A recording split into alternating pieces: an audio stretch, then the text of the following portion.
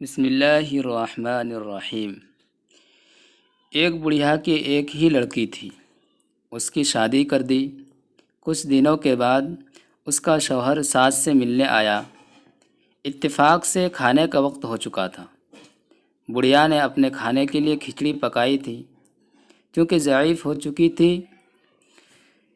اور گھر میں دوسرا کوئی نہیں تھا۔ داماد کو بڑے پیار محبت سے کھانے کے لیے بٹھایا اور ایک تھالی میں کھچڑی لے کر سامنے رکھ دیا۔ پھر گھی لے کر آئی اور کھچڑی میں جب گھی ڈالنے لگی تو گھی زیادہ پڑ گیا۔ اب بڑھیا سوچنے لگی کہ سارا گھی داماد اکیلا ہی کھا جائے گا، یہ تو اچھا نہیں، لہٰذا میں بھی ساتھ میں بیٹھ جاؤں تو کچھ گھی میرے حصہ میں آ جائے گا۔ یہ سوچ کر داماد سے کہنے لگی، بیٹا میں بھی آپ کے ساتھ کھانے کے لیے بیٹھ جاؤں؟ داماد نے کہا، ہاں امی بیٹھ جاؤ، بہت ہی اچھی بات ہے۔ داماد کی اجازت سے بڑھیا کھانے کے لیے ساتھ بیٹھ گئی۔ بڑھیا سوچنے لگی کہ گھی اپنی طرف لانے کی کوئی ترکیب نکالی جائے۔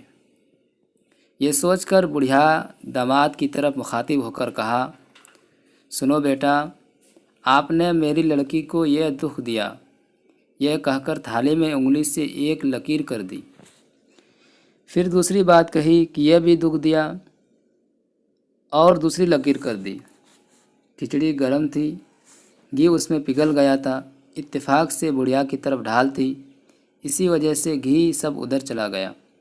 لڑکا سمجھ گیا کہ بڑھیا بڑی چالاک ہے، اس بہانے سے اس نے گھی اپنی طرف کر لیا۔ تو لڑکے نے کہا، دیکھو امی، اگر ہم نے آپ کی لڑکی کو کچھ دکھ دیا ہے تو اس کے ساتھ کچھ سکھ بھی پہنچایا ہے، لہٰذا دکھ اور سکھ دونوں کو ساتھ میں ملا دو۔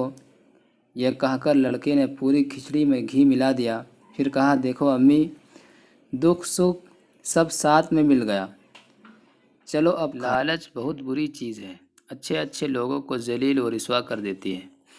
جیسے یہ 60 سال کی بڑھیا داماد کے سامنے معمولی سے گھی کے لیے ذلیل و رسوا ہو گئی، اسلام کے نزدیک بھی یہ بہت بری صفت ہے، اس سے بچنا چاہیے۔